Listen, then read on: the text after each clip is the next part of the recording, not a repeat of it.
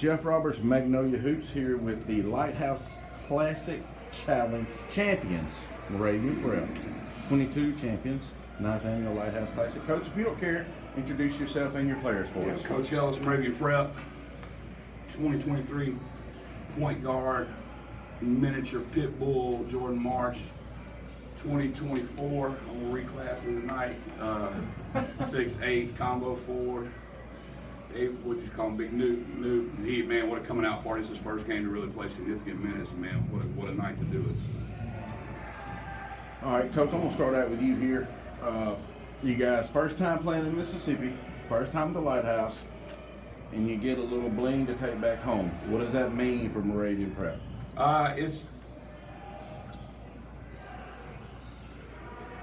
It's probably more special for me, you know, than the guys that they know. So, man, it's all, you know, for me, you know, it's just I love Mississippi, man. So it's been great to come back here, and it's a whole lot better to ride home after 2 wins. And so yeah, man, it's I wish I've given them a little bit of my story, but I wish they could feel the way I feel, you know, even going out to eat, and the way people, you know, interact and treat each other. And my 9th grade son said, he said, Dad, why are people so kind? Like, why are they so kind here? I said, because really a lot of times for a lot of them, all they have is each other. And so they learn that, you know, the greatest currency is relationships. And I said, they just live it. They just live it. And I said, I couldn't explain that to you for the last, 15 years. You just had to experience it. So they're already talking about coming back next year and doing an extra day and all this stuff. And so, you know, we try to make the big time where we're at, and you know, I tell them a lot of these kids come to watch them because of the TV show, and you give these kids hope. And I said, you owe them an experience, you know, when they come to watch you. And so it was, you know, it was good. It's been good, man. It'll be one of those memories that I have, you know, that I'll hold on to. So it was good. I'll kick it to you guys as players. You know, Coach obviously loves playing here, but we got a lot of basketball fans here in Mississippi. Some of the best come here to the Classic every year. What's it like to play in an environment like this? It was good. It was a great environment, packed house, especially for today's game. And I feel like that energy just made us play way harder, way better and smarter. So that's how we pulled out the dub. And then, yeah. I think it felt good. I think we felt the crowd energy because we see that y'all love us, and we had to put on the show for y'all. As far as, you know, your scoring effort goes tonight, 28, just kind of walk me through what you were seeing out there. Just open lanes the whole game. And then when I didn't, I had to look at my teammates, see if they could get something to make something happen. But they were struggling really, but it's okay. We're going to work hard on Monday, fix some things and stuff like that. And Coach said he was going to reclassify you after today. He wants to keep you around a little bit longer, I think. Talk about just kind of the mental preparation, you know, just staying ready and coming into this. Yeah, he just told me to stay ready. My time will come. And when my time came, I had showed up, and they know how I can play, and I know how I can play. But it's a minute restriction, so I just had to come and prepare myself. Yeah. This is going to go to the players here, both of y'all, either one of you. You know, this is the 9th year that this event has taken place. In the previous 8 years, there's been, I think it's around 19, 20-ish, somewhere in that range, NBA players that's played on this court in the same event, you know, then went on to NBA.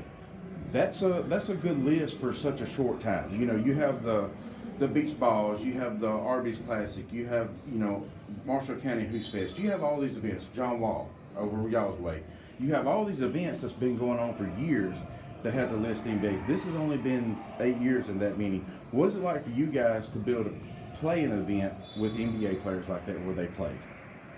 It was great. Because one day, I hope I can make it to the NBA one day, be exactly where they are, and then did exactly what they did, played on this court, and then just make it to the next level. Yeah, it was great. And when I make it, I'm going to come back on the show. You're gonna Show some love. Yeah. And testament to him. I mean, our 3 best shooters, 1 for 16. And if you know those, I mean, if we're honest, we got maybe 1 or 2 guys on our team that can make their team, height-wise, talent-wise, all that. So if you'd have told me our 3 best shooters are, I think they were 8 for 17 last night. If you tell me they go 1 for 16 and we win by 20. So, that's the beauty of our system, is it just keeps you in games and can do it. So, in a testament to these guys, that's what I told them. I said, y'all need to buy them ice cream, you guys that didn't hit shots. But we've all had those nights. Every kid on our team's had a good night, a bad night. But so yeah. Well, you still got up. You said yesterday, where'd you go? 45. We try to get 45. 45 threes a game.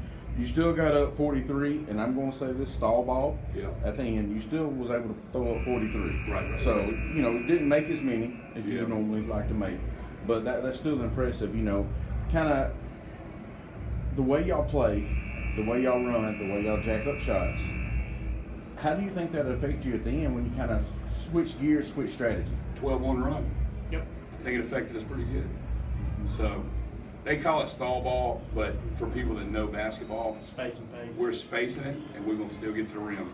And if you can ask all the Nash top 10 teams in North Carolina that I've beat over the years, they'll tell you, if I get up 4 on you, I'm going to beat you by 10 or 12 because you got to come out. And as soon as you do, you got guys like this that can get there. We get our free throws, we play off 2 feet.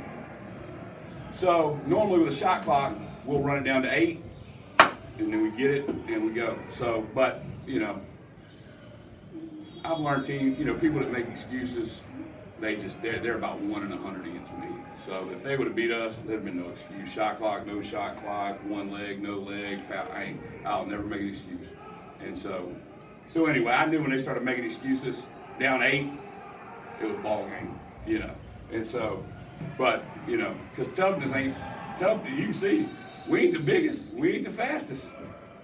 But toughness is more here and here. And so I knew when that happened, we were good. So stall ball, smart ball, whatever they want to call it. But you ain't going to call me names like they did. So I'm proud of my guys for holding their cool and all that stuff. So, but yeah. I thought it worked well because they were so worried about us stalling, they didn't get a shot off for 5 possessions because they mentally checked out with the stall. They gave up. And so they didn't get a shot off for 5 possessions. So, do I think it worked? Did I think it worked? Yeah. The greatest players I had could change pace. They can go really fast. They can go really slow. They can get in between. But most people play at 1 pace. But if you can change paces, you got them. And so, stall ball, whatever, excuses, what I call it. So, but All right. Thanks, guys. thank you. Thank you.